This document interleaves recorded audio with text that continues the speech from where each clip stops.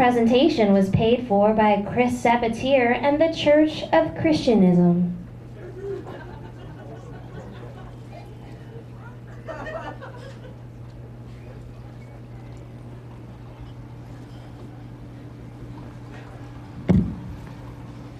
I've decided to start my own religion.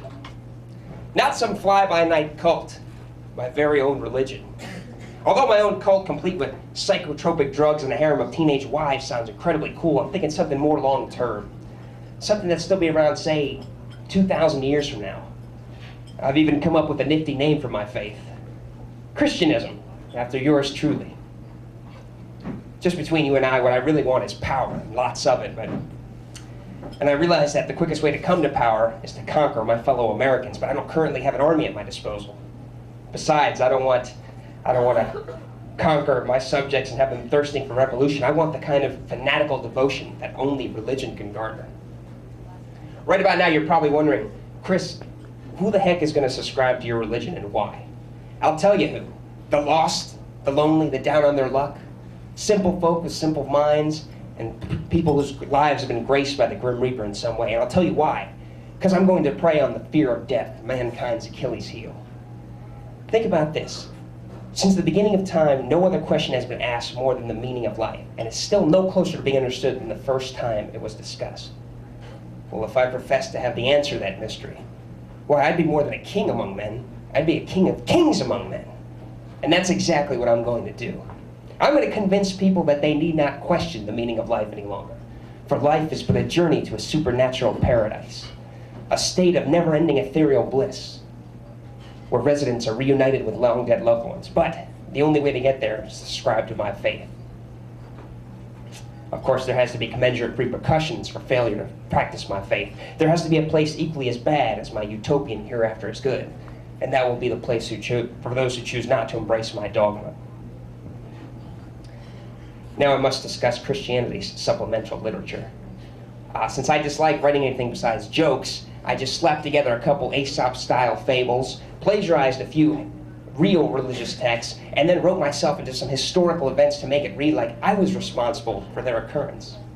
Well, this book is going to sell like hotcakes. I won't be happy till there's one copy collecting dust on every Christian's bookshelf. And then I'm going to turn it into a TV show on Sunday morning. More money, more money, more money. That's my plan.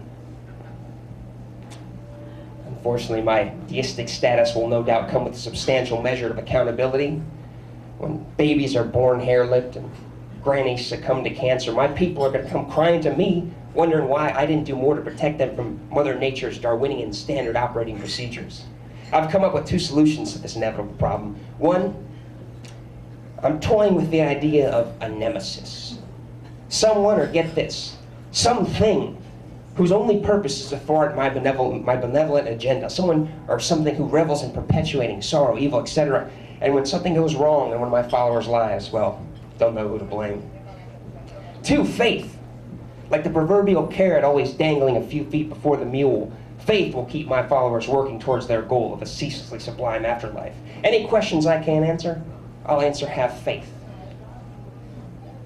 When one of my congregation wonders aloud why I allow bombs to fall on kids in the Middle East, or why I don't simply wave my omnipotent hand and feed the multitudes of starving people on this planet, I will assure them that there's some divine purpose to my apathy and their suffering. Have faith, my flock of sheep will Chris works in mysterious ways.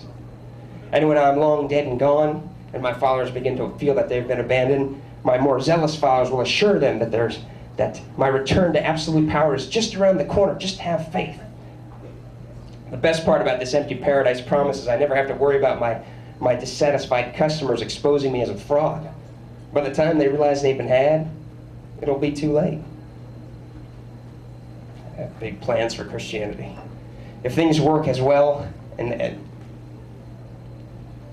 I've toyed with the name, Christianity.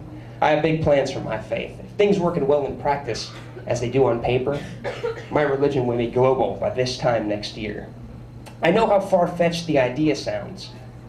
Something tells me it just might work.